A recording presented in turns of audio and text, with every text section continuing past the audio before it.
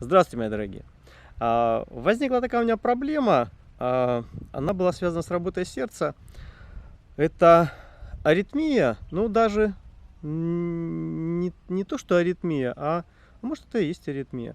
То есть пропуски в работе сердца. То есть как в какой-то момент как бы должен быть удар, а его нет, да? А, И я так подозреваю, что это было еще связано с тем, что у меня, ну, как бы недостаточно силы, там, способность там сердца гнать эту самую кровь. И из-за этого момент, когда нужно было это высокое давление это делать повыше, вот оно, сердце не справлялось.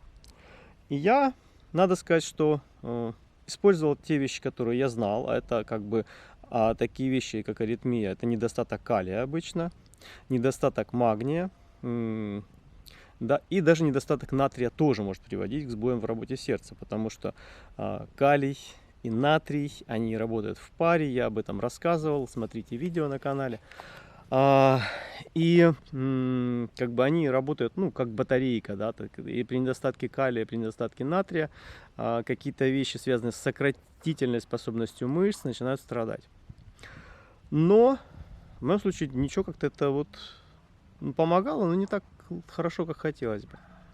И в конце концов было установлено, что это все вызывалось недостатком йода в организме.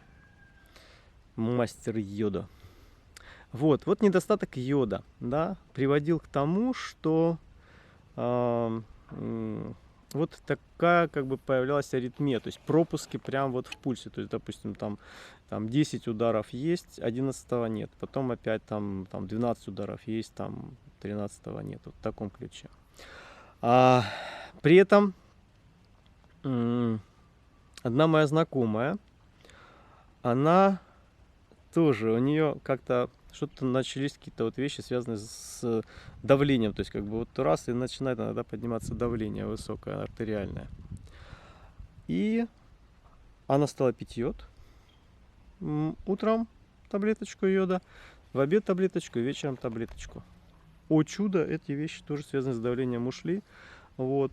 Возможно, мое сердце тоже пыталось создать такое как бы давление, ну, как бы в силу некоторые, так сказать, у меня там проблемы в сердце, оно не давало нужного давления, поэтому просто были пропуски. Может быть, просто это тоже связано с сократительной способностью мышц. Так сказать, мне трудно об этом судить. Но, как выяснилось, что вот пропуски в работе сердца, они исправились устранением дефицита йода. И я хочу обратить ваше внимание на то, что мы, жители континента, имеем постоянный непрерывный дефицит йода в нашем рационе.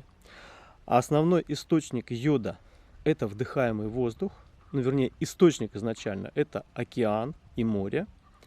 Вот. Значит, вода испаряется, тащит за собой йод. Йод, он очень летучее вещество. Вот. И несет дальше с облачками. Чем дальше это облачко летит, тем меньше в нем остается йода. Йод оттуда исчезает.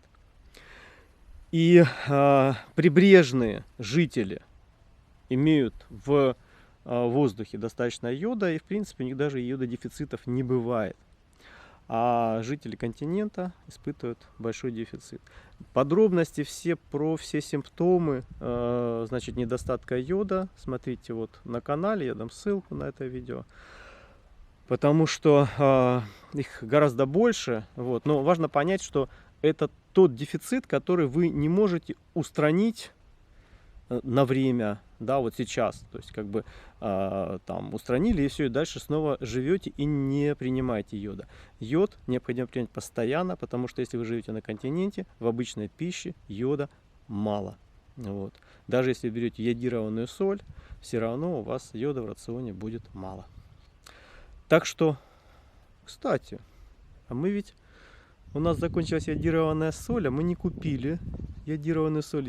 И уже, наверное, с полгода используем обычную. Вот, пожалуйста, вам.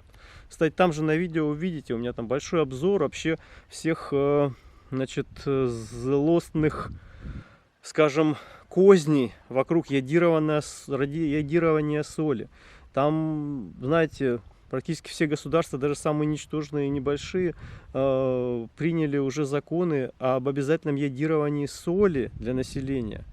Но только не Россия. В России этот закон лежит там уже лет 5, наверное, или больше, и его никто не принимает. Вот, у нас, так сказать, все так же держит население в режиме дефицита йода. Для женщин особенно это важно, потому что есть как бы и в обычное это время у женщин бывают большие потери йода, а уж после менопаузы, да,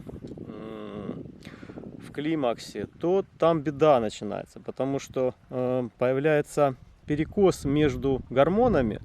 Одного гормона становится меньше, а другого все так же довольно много. Я не берусь название там сейчас воспроизводить. Вот. И, собственно, проблемы возникают из-за перекоса этих гормонов.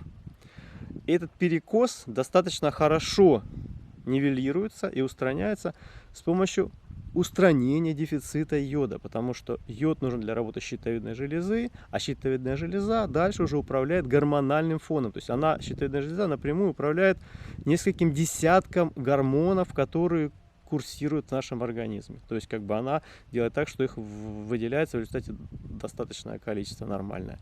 И практически всегда причина плохой работы щитовидной железы – это недостаток йода.